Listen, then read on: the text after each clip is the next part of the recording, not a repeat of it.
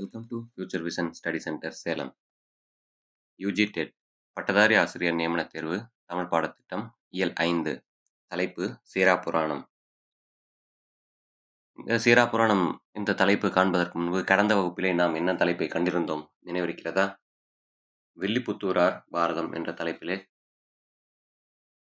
அந்த நூலை பற்றியும் அந்த நூலினுடைய ஆசிரியரை பற்றியும் அந்த நூலில் வில்லிபுத்தூரார் பாரதம் என்ற நூலில் இடம்பெறுகின்ற கதை மாந்தர்கள் யார் யார் என்பன பற்றியும் அந்த நூலினுடைய பெரும் பகுப்புகள் எவ்வளவு என்பது பற்றியும், மேலும் இந்த நூல் முதல் நூலா வழி நூலா என்ற அந்த செய்தியையும், ஒரு சில முக்கியமான பாடல் பகுதியையும், இன்னும் கூட அந்த நூலில் இடம்பெறுகின்ற மரபு குறிப்புகளாக இருக்கக்கூடிய தகவல்களையும் கடந்த வகுப்பிலே நாம் கண்டிருந்தோம்.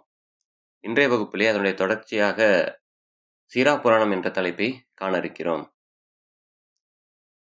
இந்த வகுப்பில் இஸ்லாமும் தமிழும், சீரா புராணம், நூல் அமைப்பு போன்ற தலைப்புகளின் அடிப்படையிலே கருத்துக்கள் வர இருக்கின்றன. முதலாவது, இஸ்லாமும் தமிழும். மாலிகாபூரின் படையெடுப்பால் தமிழகத்தில் பரவிய மதம் இஸ்லாம். தமிழ் இஸ்லாம் மரபுக்கு ஊற்றாக அமைவது அரபு இஸ்லாமிய பண்பாடு. சீரா புராணம். இஸ்லாம் இலக்கியத்துள் பெரிய நூல், காப்பிய நூல் என்று கருதப்படக்கூடியது இந்த சீரா புராணம் ஆகும். இதன் ஆசிரியர் உமறு புலவர் என்பவர் ஆவார். முழு பெயர் உமறு கத்தாப் என்று அவருக்கு உண்டு. பிறந்த ஊர் கீழக்கரை. ஆசிரியர் கடிகை முத்துப்புலவர். கடிகை முத்துப்புலவரின் மாணவர் யார் என்ற வினா பல முறை தேர்வுகளில் கேட்கப்படும். அது உமறு புலவர் என்பதனை நினைவு வைத்துக் கொள்ள வேண்டும். தம் குருவை, அதாவது கடிகை முத்துப்புலவரை வாதுக்கு அழைத்த வாளைவாரதி என்பவரை வாதத்தில் வென்றார். யார்? உமறு புலவர். அப்போது அவருக்கு வயது 16 மட்டுமே. 16 வயதிலேயே தம் குருவோடு போட்டியிட்ட வாளைவாரதி என்பவரை இவர் போட்டியில் கலந்து கொண்டு அவரை வென்றார் என்ற செய்தி இங்கு கவனிக்கத்தக்கது. எட்டயபுர ஜமீனின் ஆஸ்தான புலவராக இருந்தவர் இவர். இவரை ஆதரித்தவர்கள் மொத்தம் 2 பேர். முதலாவது சீதக்காதி வள்ளல் என்பவர், இரண்டாவது அபுல் காசிம் மரைக்காயர் என்பவர். சீதக்காதி இறந்த பின்பு அபுல் காசிம் மரைக்காயர் தான் ஆதரித்தார். சீதக்காதியின் இயற்பெயர் சையத் காதர் என்றும் கூறுபவர் மு வரதராசனார் ஆவார். சீதக்காதியின் இயற்பெயர் சையத் காதர் என்று கூறுபவர் மு வரதராசனார். செய்கு அப்சல் காதர் மரைக்காயர் என்று கூறுபவர் மது சா விமலானந்தம் என்பவர் ஆவார்.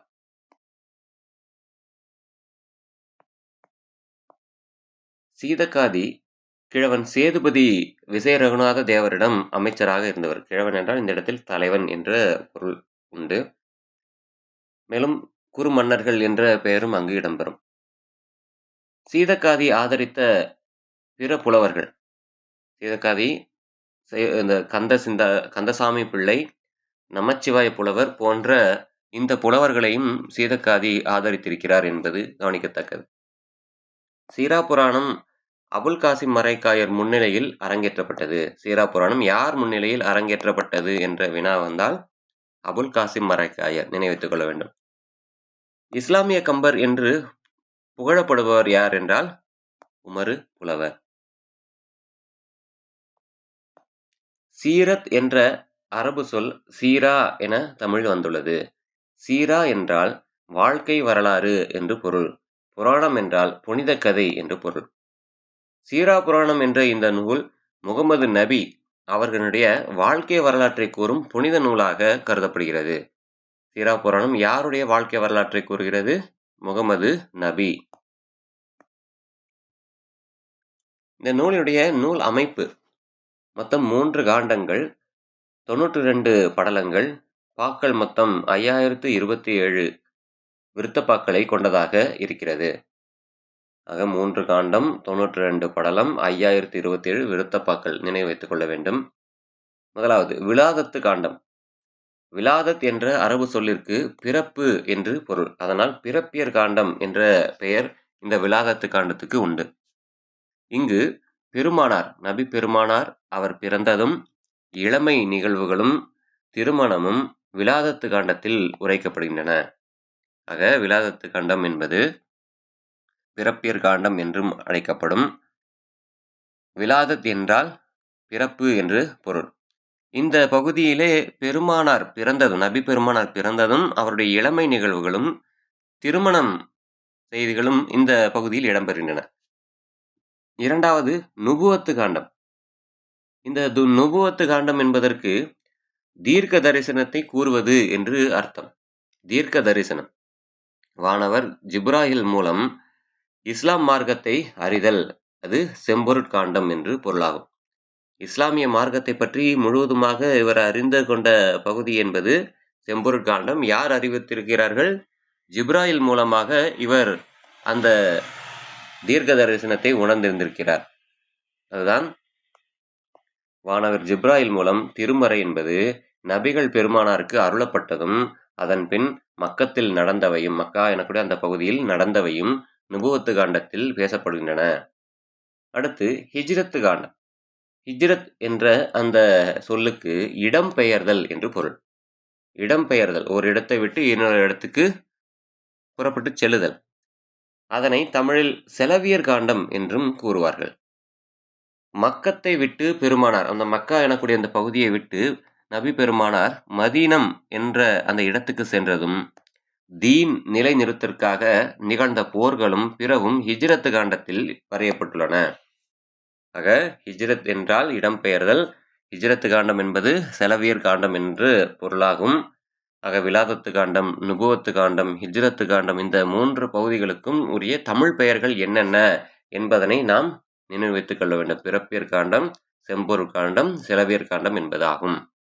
ஆக எந்த பகுதியில் நபி பெருமானாருடைய எந்த நிகழ்வு இடம்பெற்றுள்ளது என்ற அந்த பகுதியும் கவனித்துக் கொள்ள வேண்டும்.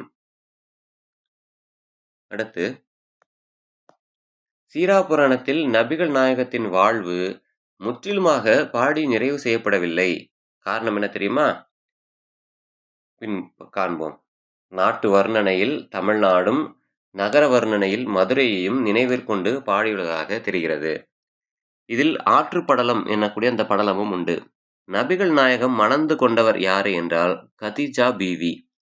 கதீஜா பீவி என்ற பெண்ணைத்தான் நபிகள் நாயகம் திருமணம் செய்து கொண்டிருக்கிறார். நபிகள் நாயகத்தினுடைய மகள் பாத்திமா பீவி என்று கூறப்படுகிறது. நபிகள் மக்காவில் இருந்து மதீனாவுக்கு ஓடியதாக செய்தி. சீரா புராணம் முடிவதற்கு முன்பாகவே உமறுப்புலவர் இயற்கை எய்தினார். பாதி எழுதி கொண்டிருக்கும் போதே உமறுப்புலவர் இயற்கை எய்தினார். இவர் முதுமொழி மாலை என்ற நூலையும் எழுதியிருக்கிறார். யார்? உமறுப்புலவர் எழுதிய இன்னொரு நூல் பெயர் என்ன? முதுமொழி மாலை. அதில் மொத்தம் 80 பாடல்கள் இருக்கின்றன. உமறுப்புலவர் பாடாது அந்த விட்ட பகுதி இருக்கிறது அல்லவா, அதனை பாடியவர் யார் என்றால் பனு அகமது மரைக்காயர். பனி அகமது மரைக்காயர் என்றும் கூறுவார்கள். ஒரே பெயர்தான், பனி அல்லது பனு அகமது மரைக்காயர். பனு அகமது மரைக்காயர் பாடியது சின்னச்சீரா என்று அழைக்கப்படும். உமறுப்புலவர் பாடாது விட்ட பகுதி, மீதம் இருக்கக்கூடிய பகுதியை பாடியவர் பனு அகமது மரைக்காயர். அவர் பாடிய அந்த பகுதியை மட்டுமே சின்னச்சீரா என்று கூறுவார்கள். அந்த சின்னச்சீரா பகுதியிலே மொத்தம் 2145 பாடல்கள் இருக்கின்றன. முழு சீரா புராணத்தையும் இயற்றியவர்கள் மொத்தம் 2 பேர் என்று கூறலாம். ஆதரித்த வள்ளல்களும் 2 பேர். சிந்தையள்ளும் சீரா என்று போற்றப்படுகிறது. இலங்கை தமிழ் முஸ்லிம்களினுடைய முக்கிய நூல் எது என்றால் சீரா புராணம் ஆகும். உமறுப்புலவரின் மகன் கவி களஞ்சிய புலவர் என்பவர் ஆவார். இதன் ஆசிரியரான, இந்த சீரா புராணத்தின் ஆசிரியரான உமறுப்புலவர் இந்த நூலை முழுப்பதற்கு முன்பே இயற்கை எய்திய காரணத்தால் இதன் தொடர்ச்சியாக சின்னச்சீரா என்னும் நூலினை பனி அகமது மரைக்காயர் படைத்துள்ளார். இஸ்லாமிய சமயத்தினுடைய காப்பியமாக முதலில் தோன்றியது என்று கூறப்படுவது 1648 எழுதப்பட்ட கனகாபிஷேக மாலை என்னும் நூல் ஆகும். இந்த நூலை 1842 அப்துல் காதிர் நெய்னார் லெப்பை ஆலிம் முதலில் பதிப்பித்து வெளியிட்டார் என்று கூறுவார்கள். ஆக இஸ்லாமிய சமயத்தில் தோன்றிய முதல் காப்பியம் எது என்ற அந்த கேள்வி வரும்போது கனகாபிஷேக மாலை என்ற அந்த நூலை நினைவைத்துக் கொள்ள வேண்டும். எந்த ஆண்டு என்பதும் 1842 அப்துல் காதிர் நெய்னார் லெப்பை ஆலிம் முதலில் பதிப்பித்து வெளியிட்டார். இந்த நூல் செய்குத்தம்பி பாவலர் விரிவான உரை இந்த நூலுக்கு எழுதியிருக்கிறார். சின்னச்சீரா இந்த நூல் விருத்தப்பாவால் ஆகியிருக்கிறது. சீரா புராணம் நபிகள் நாயகத்தின் 57 வயது வரை உள்ள வரலாற்றை தெரிவிப்பதாக இருக்கிறது. நபிகள் நாயகத்தினுடைய 57 வயது வரையான வாழ்க்கை வரலாறு சீரா புராணத்தில் இடம்பெறுகிறது. சீரா புராணம் முடிந்த இடத்திலிருந்து நபிகள் நாயகத்தினுடைய இறப்பு வரையிலான 63 வயது வரையுள்ள வரலாற்றை சின்னச்சீரா தெரிவிக்கிறது. ஆக மொத்தம் ஒரு 6 ஆண்டுகளுக்கான வரலாறு என்பது சின்னச்சீராவில் இடம்பெறக்கூடியதாக இருக்கிறது. உமறு புலவர் இயற்றிய சீரா புராணம் முழுமை பெறவில்லை. இக்குறையை நிறைவு செய்ய ஏறத்தாழ 30 ஆண்டுகளுக்கு பிறகு தோன்றியதே சின்னச்சீரா என்று அந்த நூல். இது பனி அகமது மரைக்காயர் என்பவரால் பாடப்பெற்றது.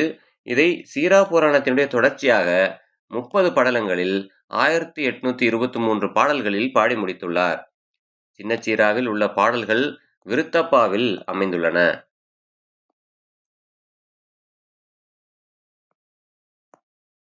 இந்நூல் நபிகள் நாயகத்தினுடைய கடைசி 6 ஆண்டுகள் நிகழ்ந்த நிகழ்ச்சியிலே கூறுகிறது. நபிகள் நாயகம் 9 பிற நாட்டு மன்னர்களோடு கொண்ட கடித தொடர்பை பற்றியும் அவர்களை இஸ்லாத்தில் சேர அழைத்ததை பற்றியும் சின்னச்சீராவில் நாம் காணலாம். இந்த நூலுடைய மேற்கோள் பாடலாக திருவினும் திருவாய் பொருளினும் பொருளாய் தெளிவினும் தெளிவாய் சிறந்த மறுவினும் மறுவாய் அணுவினுக்கு அணுவாய் மதித்திடா பேரொளி அனைத்தும் பொருவினும் பொருவாய் விடுவினும் விடிவாய் பூதலத்து உறைந்த பல் உயிரின் கருவினும் கருவாய் பெருந்தவம் புரிந்த கருத்தனை பொருத்துதல் கருத்தே. திருவினும் திருவாய் பொருளினும் பொருளாய் தெளிவினும் தெளிவாய் சிறந்த மறுவினும் மறுவாய் அணுவினுக்கு அணுவாய் மதித்திடா பேரொளி அனைத்தும் பொருவினும் பொருவாய் விடிவினும் விடிவாய் பூதலத்து உறைந்த பல் உயிரின் கருவினும் கருவாய் பெருந்தவம் புரிந்த கருத்தனை பொருத்துதல் கருத்தே. சீரா புராணத்தினுடைய கடவுள் வாழ்த்து படலம் என்ற பகுதியிலே இடம்பெறக்கூடிய பாடல் இது. மேன்மையிலும் மேன்மையாய் உண்மையிலும் உண்மையாய் அறிவிலும் அறிவாய் சிறப்பினை உடைய பரிமளத்திலும் பரிமளமாய் பரமாணுவுக்கும் பரமாணுவாய் கணிக்க கூடாத பெரிய பிரகாசம் முழுவதும் ஒப்பிலும் ஒப்பாய் உருவிலும் உருவாய் பூமியினிடத்து தங்கிய பல ஜீவராசிகளின் கருவிலும் கருவாய் பெரிய உலகத்தை ஆட்சி செய்கின்ற கர்த்தாவாகிய அல்லாவை இருதயத்தின் கண் பொருந்தச் செய்வதே இதன் கருத்தாகும் என்று பார்க்கப்படுகிறது. ஆக இதுவரையில் பார்த்த இந்த பகுதியின் அடிப்படையிலே ஒரு சில பயிற்சி வினாக்கள். உமறு புலவரின் ஆசிரியர் யார்? உமறு புலவரின் ஆசிரியர் யார்? சரியான பதில் கடிகை முத்து புலவர். உமறு புலவரை ஆதரித்தவர்களில் ஒருவர் யார்? உமறு புலவரை ஆதரித்தவர்களில் ஒருவர். உமறு புலவரை மொத்தம் இருவர் ஆதரித்திருக்கிறார்கள். அதில் ஒருவர் யார்? சரியான பதில் அபுல் காசிம் மரைக்காயர். சீரா புராணம் என்ற இந்த நூலினுடைய பெரும் பிரிவுகளாக கருதப்படக்கூடியன யாவை? சரியான பதில் 3 காண்டங்கள் 92 படலங்கள் 5027 விருத்தப்பாக்கள் கொண்ட நூல் இது. வானவர் ஜிப்ராயில் மூலம் திருமறை நபிகள் பெருமானாருக்கு அருளப்பட்டது எந்த பகுதியில் இடம்பெறுகிறது? வானவர் ஜிப்ராயில் மூலம் திருமறையானது நபிகள் பெருமாளுக்கு அருளப்பட்டது எந்த பகுதியிலே இடம்பெறுகிறது? சரியான பதில் நுபுவத்து காண்டம். சின்னச்சீரா என்ற இந்த நூலை பாடியவர் யார்? சின்னச்சீரா என்ற இந்த நூலை பாடியவர் யார்? சரியான பதில் பனி அகமது மரைக்காயர். ஆக இன்றைய வகுப்பிலே நாம் கண்ட தலைப்புகளாக இஸ்லாமும் தமிழும், யாருடைய படையெடுப்பால் நம் நாட்டிற்கு இஸ்லாமிய சமயம் வந்தது என்ற அந்த செய்தியும், சீரா புராணம் என்ற அந்த தலைப்பிலே சீரா என்பதற்கு சீரா புராணம் என்ற அந்த சொல்லுக்கான பொருள் என்ன, இந்த நூலினுடைய ஆசிரியர் யார், இந்த நூலினுடைய பெரும் பிரிவுகள் யாவை, அந்த பிரிவுகளின் அடிப்படையில் எந்தெந்த பகுதியில் என்னென்ன செய்திகள் இடம்பெறுகின்றன, இந்த சீரா புராணத்தை முழுமையாக யார் பாடி முடித்தார்கள் என்பதும், அந்த சீரா புராணத்தினுடைய ஆசிரியராகிய உமறுப்புலவர் இயற்றிய பாடல்கள் எவ்வளவு, அதனுடைய தொடர்ச்சியாக பாடப்பட்ட சின்னச்சீரா, அந்த சின்னச்சீராவுடைய ஆசிரியர் யார், அந்த நூலுடைய பாடல்கள் எவ்வளவு போன்ற நூல் கருத்துக்கள் அனைத்தையுமே இன்றைய வகுப்பிலே நாம் கண்டிருந்தோம். அடுத்த வகுப்பிலே குணங்குடி மஸ்தான் சாஹிபு பாடல்கள் என்ற தலைப்பிலே காண இருக்கிறோம். அதுவரையில் நன்றி.